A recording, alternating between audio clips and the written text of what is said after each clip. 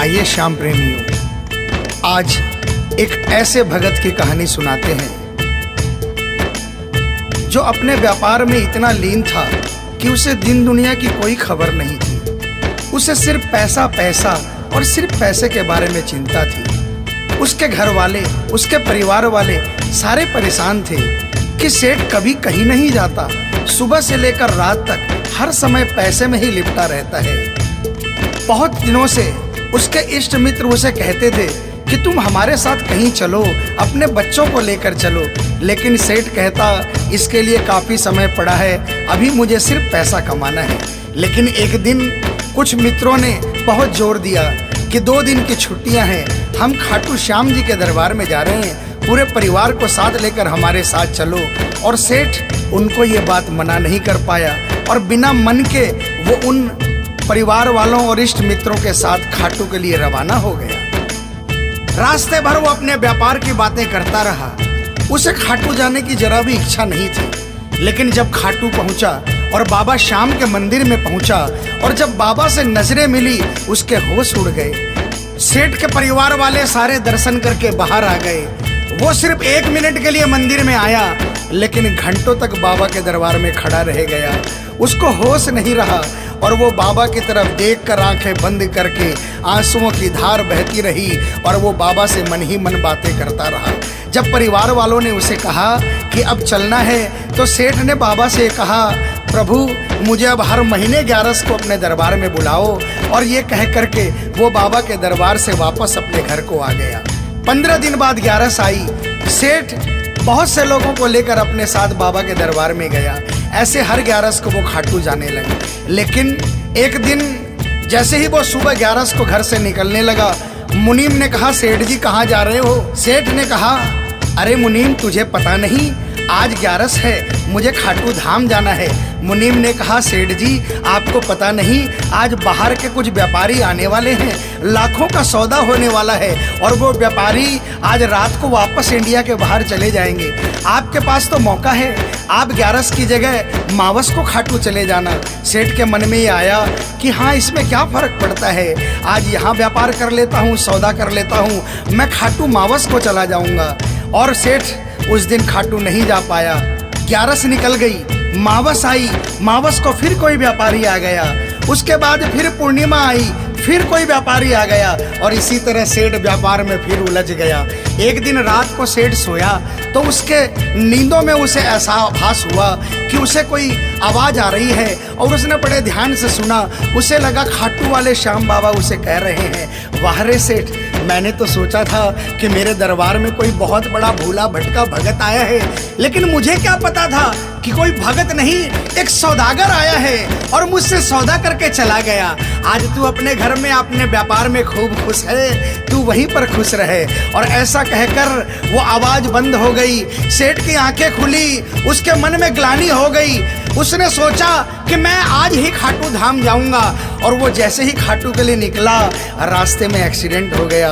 सेठ की दोनों टांगे रह गई। अब सेठ अपने पैरों पर खड़ा नहीं हो पाया और उसके मन की मन में ही रह गई। सेठ बहुत तड़पता रहा।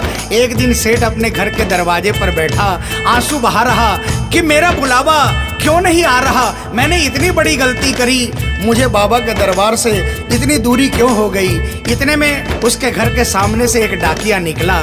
सेठ ने डाकिया को आवाज लगाई और कहा, ए डाकिया, तुम तो कलकत्ता, दिल्ली, बम्बई भक्तों का संदेशा लेकर जाते हो, लोगों के चिट्ठियां पहुंचाते हो। आज मेरी एक चिट्ठी, मेरा एक संदेशा मेरे खाटू वाले श्याम बाबा के दरबार में क्या पहुंचा दोगे? डाकिया ने कहा, सेठ मैं तो आजकल खाली रहता हूँ, जब से इंटरनेट का जमाना आया है लोग ईमेल पर ही चैटिंग कर लेते हैं, बताओ तुम्हारा क्या संदेशा है और कहाँ पहुँचाना है। और ऐसे डाकिया ने सेठ से कहा और सेठ ने डाकिया से कहा।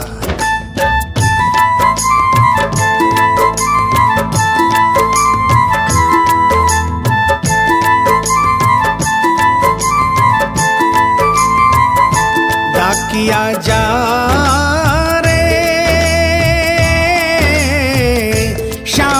संदेशो दीजे, शाम न जाए तो कह दीजे, भगत थार दर्शन न तरसे। डाकिया डाकिया जा रे।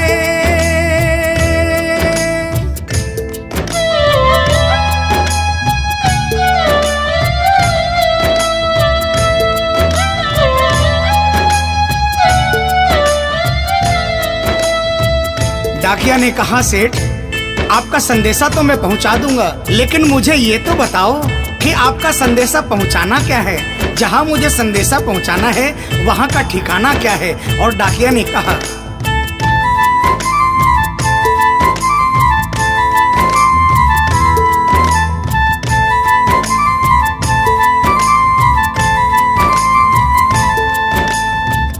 कौन से गांव थारो शाम बस्यो है, इतनो माने बता दे सेवक रे।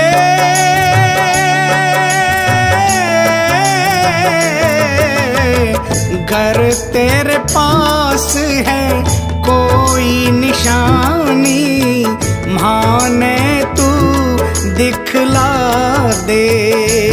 कैया जानूंगा पहचान, मैं हूँ छोरो अनजान। कैया जानूंगा पहचान, मैं हूँ छोरो अनजान।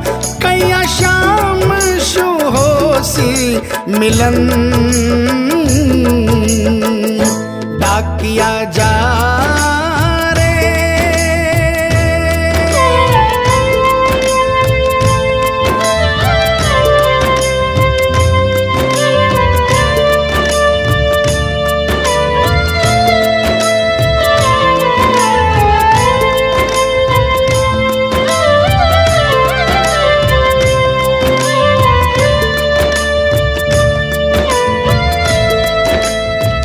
सेठ ने कहा, डाकिया मैं तुझे जिस जगह का ठिकाना बता रहा हूँ वहाँ ऐसा दरबार है जहाँ जो एक बार जाता है वो वहीं का हो जाता है। उस दरबार की खासियत है जो वहाँ पर पहली बार जाता है उसके काम बन जाते हैं। सुन वहाँ का ठिकाना क्या है।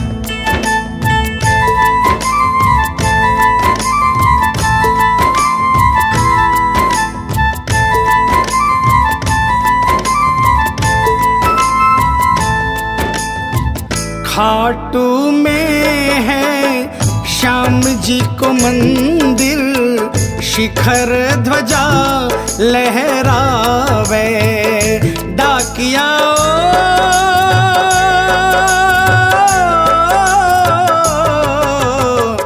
जोड़ी पर हनुमान बिराजे, सेवक चंवर ढुलावे। बाके नौबत बाजे द्वार, गूंजे हरदम जय जयकार। बाके नौबत बाजे द्वार, गूंजे हरदम जय जयकार। सज धज बैठो है श्याम सजन, डाकिया जा रे।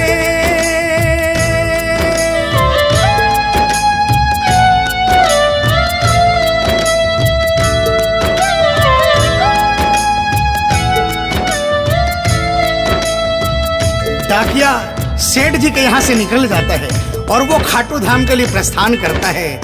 धीरे धीरे वो खाटू पहुँचता है और खाटू पहुंचकर बाबा के मंदिर का पता करता है और मंदिर के नीचे पहुंचकर वो पहले प्रणाम करता है और बाबा के मंदिर की 13 सीढ़ी चढ़ता है।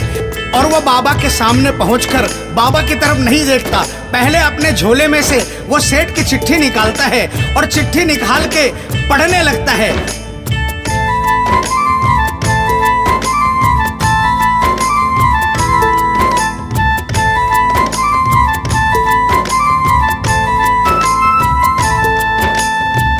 पहुँच गयो दरबार श्याम के, बोलन लाग्यो संदेशो।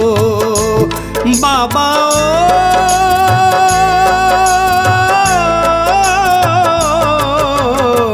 बन बैठो कद श्याम दीवानो, कुछ ना रयो अंदेशो। आखड़ ल्यासू बरसी धार, जैया सावन की फुहार।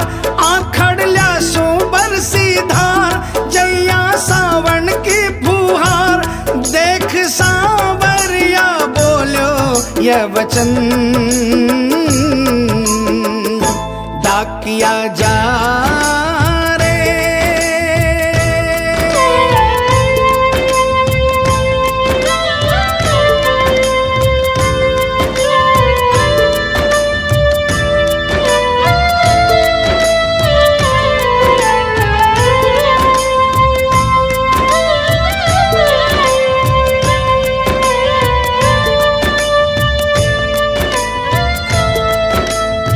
जो ही डाकिया ने सांवरे सेठ की तरफ देखा, उसके होश उड़ गए, उसकी आंखें बंद हो गई, आंखों से आंसुओं की अविरल धारा बहने लगी। उसको ऐसा महसूस हुआ सपने में जैसे कि कोई श्याम प्रभु सिंहासन से उतर कर आ गए। उससे अपने गले से लगा लिया और डाकिया से कहा, कैसे हो डाकिया? डाकिया प्रभु के चरणों में गिर गया, कहा, प्रभु आज मैं धन्य हो गया, इतने वर्षों तक आपके दरबार नहीं पहुंचा, आज सेठ जी के कारण मैं आपके दरबार में पहुंच गया। अब मुझ पर इतनी कृपा कर दो, मुझे अपनी शरण में रख लो। लेकिन बाबा ने कहा, नहीं बेटा, मैं तुझे अपनी शरण में रखूंगा, लेकिन अभी तुझे मेरा एक छोटा सा काम करना है। जिस सेठ ने तुझे ये संदेशा देकर भेजा है, अगर उसके पास मेरा जवाब नहीं गया तो वहां जीते जी मर जाएगा। तू मेरा एक छोटा सा काम कर दे, वापसी संदेशा तू उस सेठ को जाकर दे दे। और बाबा ने कहा,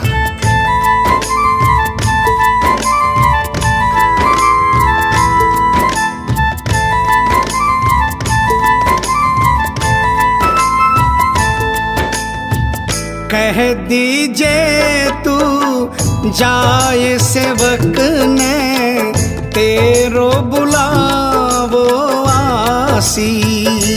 सेवक रे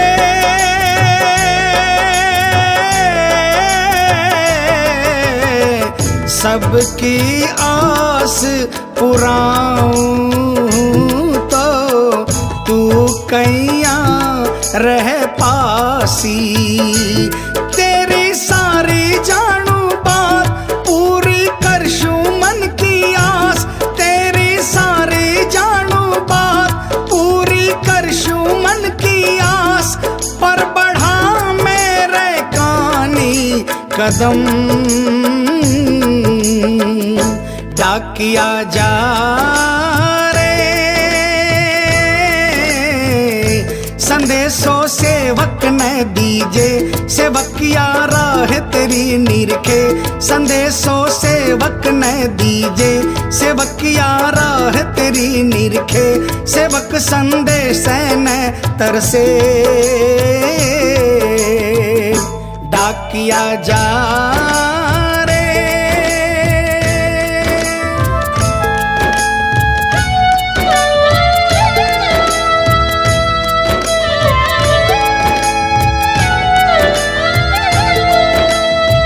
डाकिया श्याम प्रभु के चरणों में प्रणाम करके वापस निकलता है और वो आधी रात को ही सेठ के शहर में आ जाता है।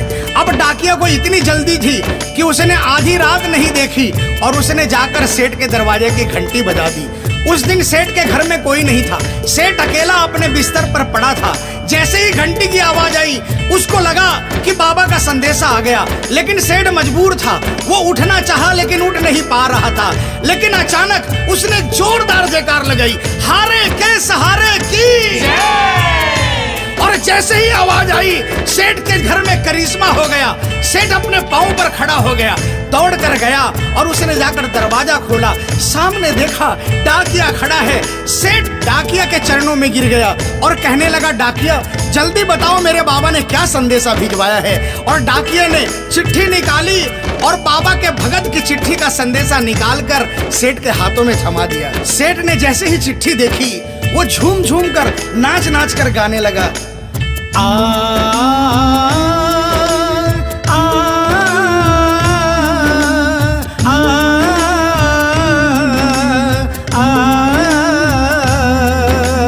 आ चिट्ठी आई है, चिट्ठी आई है, चिट्ठी आई है, चिट्ठी आई है, चिट्ठी आई है, खाटू से चिट्ठी आई है। बड़े दिनों के बाद मेरे श्याम धनी को आज, अरे बड़े दिनों के बाद मेरे श्याम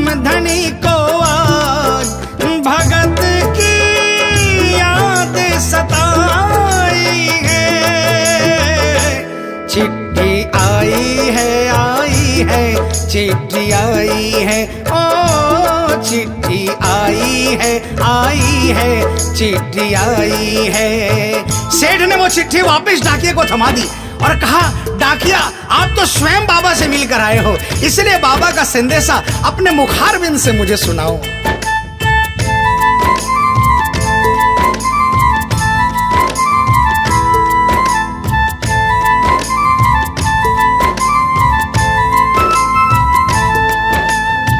सुन संदेशो सांवरिये को, मनड़ो घणो हरसायो। बाबा